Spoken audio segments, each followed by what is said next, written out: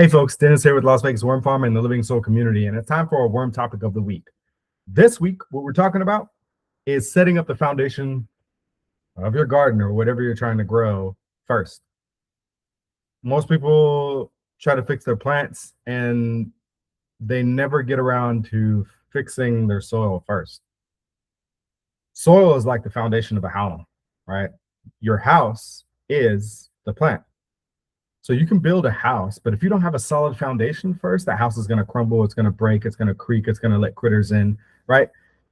It's not going to be the best house on the block. It's not going to be able to withstand Mother Nature because Mother Nature is going to rain and then it's going to flood underneath. It might rip the house down, right? The wind might blow it over. So you have to set a solid foundation first. And that foundation is built on concrete and rebar, and then you can build the house. The same thing goes for your garden. You have to set a solid foundation if you want the best and healthiest plants. And it all starts with just some compost. But here's the thing. People think that compost is just this pile of dirt or, thing that we just add randomly or we just add it one time. But that's not true. It's where the real power lies, believe it or not. We have to keep compost alive. We have to keep it moist. There's things that we have to do to take care of a compost in order for us to be able to use it to build a foundation, kind of like concrete, right? Like if we don't add enough water to concrete, the foundation will never set up and it's just going to stay powdery, right? It's going to have problems. If we add too much water to concrete, now we're going to have a sloshy mess that's never going to turn into concrete. It's just going to be really weak. If we don't add rebar to the concrete, it's not going to be as strong as if we did add rebar. So we want to make sure that this compost that we're using, it's not just something that you buy off the store shelf, right, real quick, that is dry and doesn't have the right organic material in it. We want to make sure that it's the right stuff so that we've set up the foundation correctly. Compost does a lot of things. It doesn't feed your plant. It feeds everything else that feeds your plant. So without compost, there is no food for your plant. I know this is kind of weird, but it goes into the soil biology and how nature actually works. Compost is a fuel source for microbes to keep them going. That is where your nutrients for your plants come from. So you gotta have compost. A big myth is that fertilizers build soil, and they don't. Fertilizers feed plants. They bypass the whole biology portion, right? The way Mother Nature does things portion, and just goes straight to feeding the plant.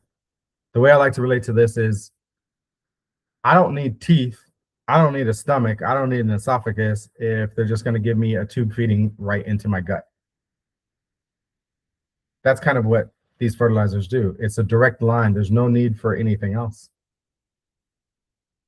That's usually not the best way to become healthy as human beings or as plants.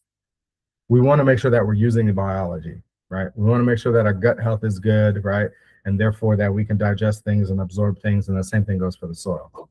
Hey, do me a favor. If you like this kind of content, give it a like or a share. That way it can go and get sent to other people. That's kind of how the algorithm works. And only about 10% of my viewers are actually either liking or sharing it. And if you really, really like it, do me a favor. Just go ahead and subscribe because we'll have more content like this coming out. But this week, what we're doing is we're going to break down why compost is the foundation of everything in your garden and how it sets the stage for healthy plants or a living soil system. Compost is the first step because it provides a food source for the microorganisms. If you don't have a food source, you don't have anything in there, right? In the community, we always talk about air, water, food, and microbes. Well, we got to have that food portion of it. We got to have things fed, right? Just like us as human beings, if we don't eat, we're going to die eventually, right? Because there's no food source for us. Microbes are no different. We got to give those millions and billions and trillions of microorganisms something to feed on to keep them alive so that they can cycle nutrients for our plants. If they have no food source, they have no ability to be able to create nutrients that our plants can actually uptake. So compost is huge. You got to have compost, because if you don't have compost, you don't have biology. And if you don't have biology, then you don't really have a real natural organic system that works on its own. You just don't. The next thing we kind of want to talk about is that compost has to kind of stay alive. There are some microorganisms in compost. Depending on how it was created, you might have better ones or worse ones, right? It all depends. And it depends on how it was produced, the inputs that were used, and a bunch of different other things. But one thing to remember is that if you have compost and you're going to use compost, you want to make sure that it is moist. You want to make sure that there's some biology in there, right? That it hasn't died off. It's not sealed in a bag that's been dried and everything else. That is a sterile environment, right? And that's good for laboratories and some other situations like hospitals, right?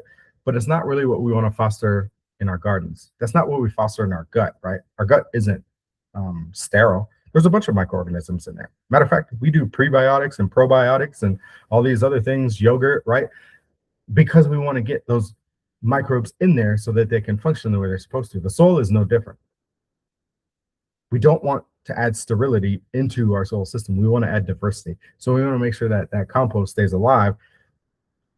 And the only way to really know that is to pop it underneath the microscope. But if you don't have a microscope, or you don't know what you're looking at when you're looking underneath a microscope, then you really want to go for something that is still moist. And if it's in a bag, it has some type of holes in it. Now, I always push buying something local that was created by somebody local, because you have everything there, more than likely, that you need to be able to set a solid foundation for your soil. But if you don't, you have to go to a big box store. Then just find something that's got some holes in it and it's got some moisture to it, right?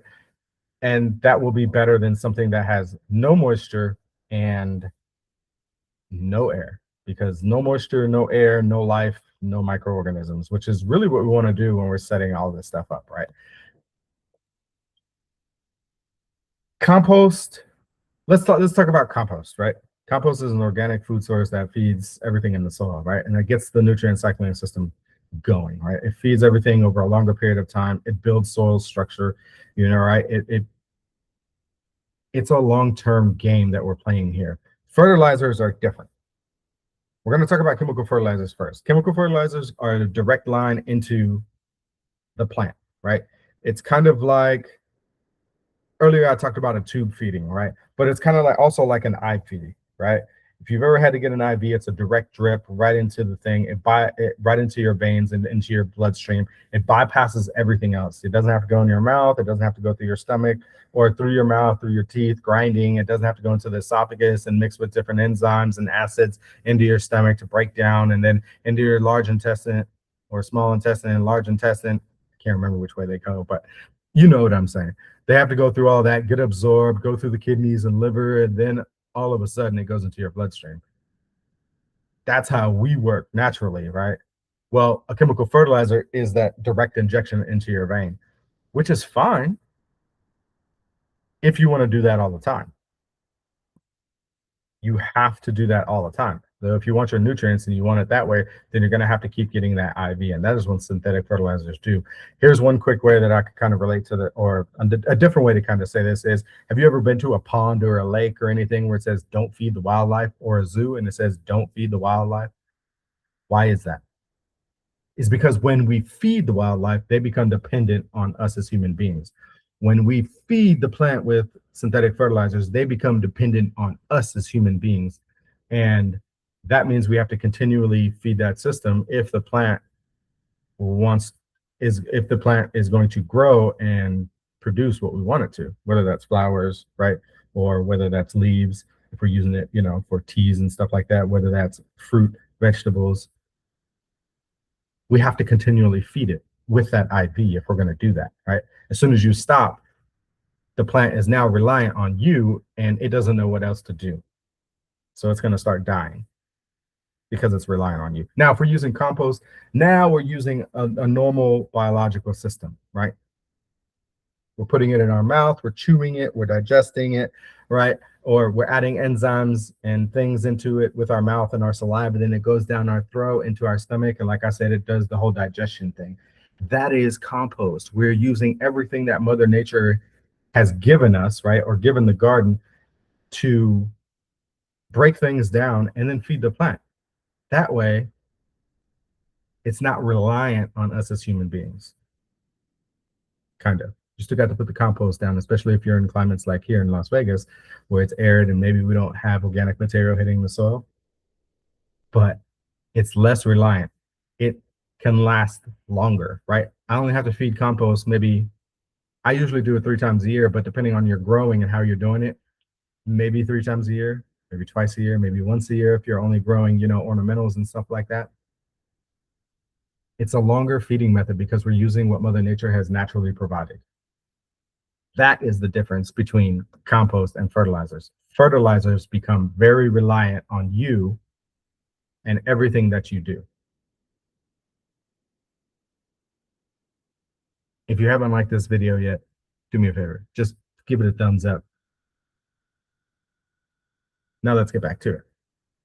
Compost and worm castings. Now we're talking about concrete and rebar. Concrete on its own is pretty solid, right? It holds together very well. But if you add rebar to it, it becomes so much stronger, right?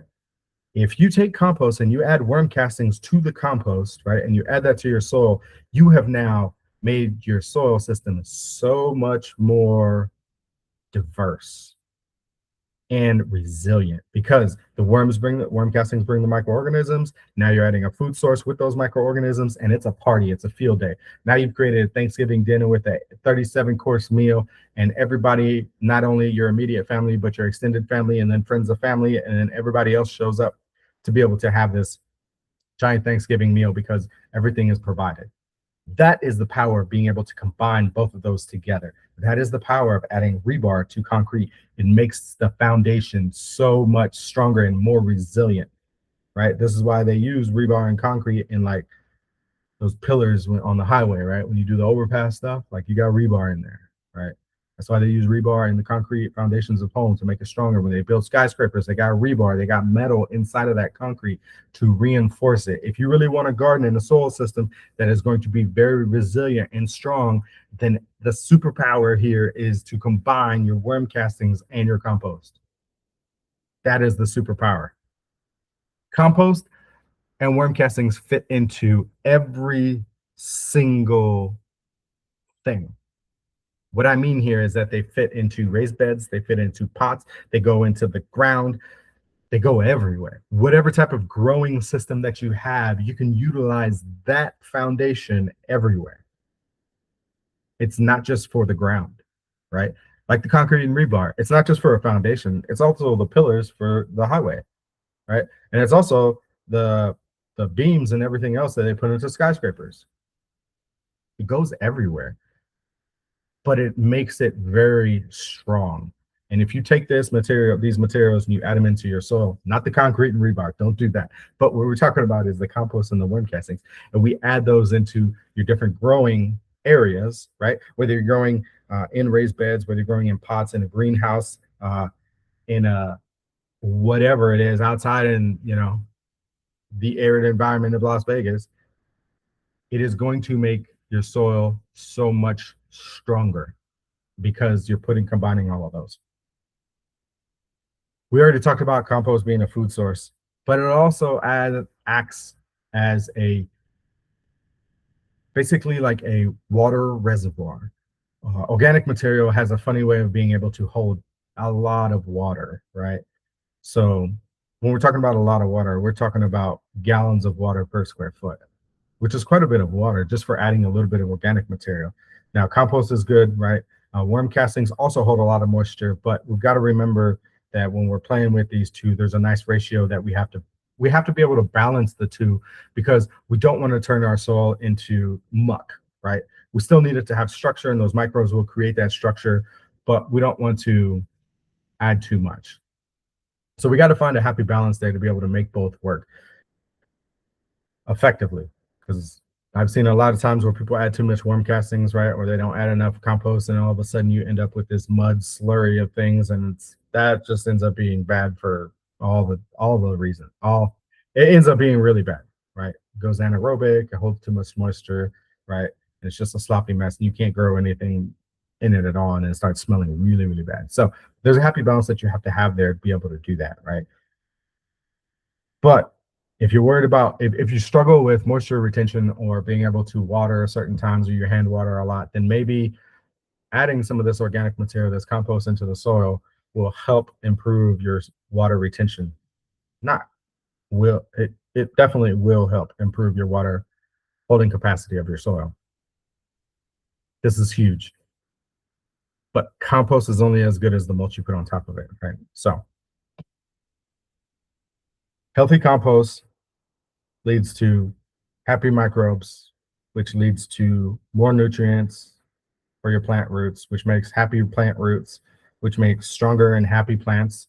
And happy and strong plants make better food, color, smells, and they have fewer problems across the board.